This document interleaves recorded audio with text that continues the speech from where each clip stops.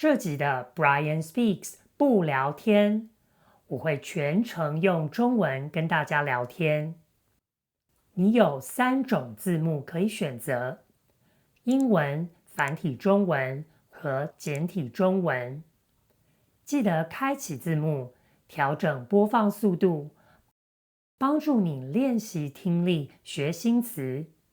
看完后，记得到我的 Coffee 网站下载聊天笔记哦，里面有逐字稿、英文翻译和单字整理，让你更方便复习。那我们开始聊天吧。你知道世界各地庆祝父亲节的时间不太一样吗？比如说，在美国、英国、中国和加拿大，父亲节都在6月的第3个礼拜天。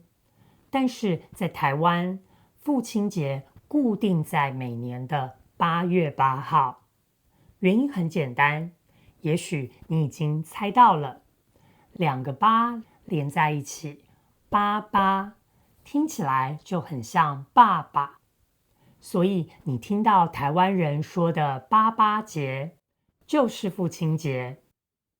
这集我想借着台湾的父亲节，跟大家聊聊我和我父亲的关系，还有他对我的影响。在传统的华人社会里，父亲通常是一家之主，所以常常会跟严肃、权威联想在一起。我爸爸就是一个很传统父亲的代表，他的话不多，但是一开口就很犀利。从小到大，我几乎没听过他说什么鼓励我的话，更别说是赞美了。我举个例子哦，在我小学1年级的时候，看到了一个成语叫勤能补拙，我就问爸，这是什么意思啊？他说，就像你啊，很笨，数学很烂啊，就要比别人更努力才能跟得上。这个比喻真的就是简单粗暴啊。当时的我只有7岁，一下子就记住了这个成语。不过你应该也可以想象，这样的教育方式对我自信的影响。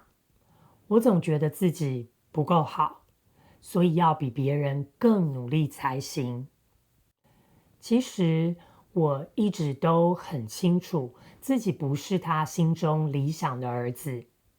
从小我就什么球类都玩得不好，更别说我还肢体不协调，完全不像他那么有运动细胞。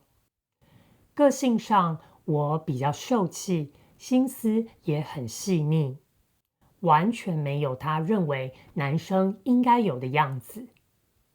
求学到出社会工作，我也都一再的让他失望。我没有念电子、电机那些所谓有前景的科系。进入职场后，我以为只要跳槽到更大的公司，升职加薪，就会得到他的认同。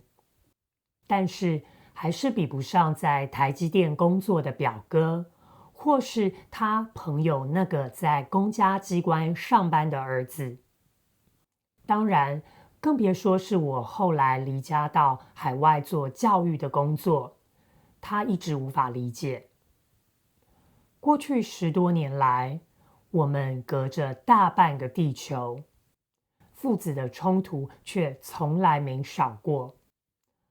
老实说，以前我常常觉得很难过，觉得自己是一个很失败的儿子，感觉不管多努力，好像都没办法让爸爸感到骄傲。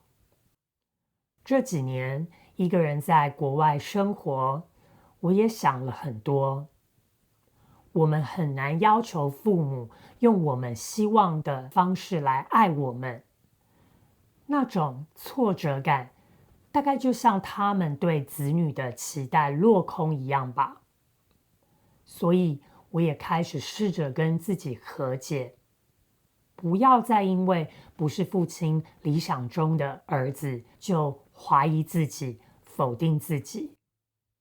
也许我们永远都不会有电影里那种温馨的父子关系，但是我知道他严厉的爱塑造了过去的我，也让现在的我有机会学习怎么更爱自己，更勇敢地为自己选择的人生负责。好啦，今天就先跟大家聊到这里。希望这一集除了帮你练听力，认识台湾的传统家庭文化，也给了你一点跟自己对话的力量。你也有类似的经历吗？我很期待看到你的留言，跟我分享一下你的故事。如果想进一步练习这集的生词和句型，记得到我的 Coffee 网站下载这集的聊天笔记哦。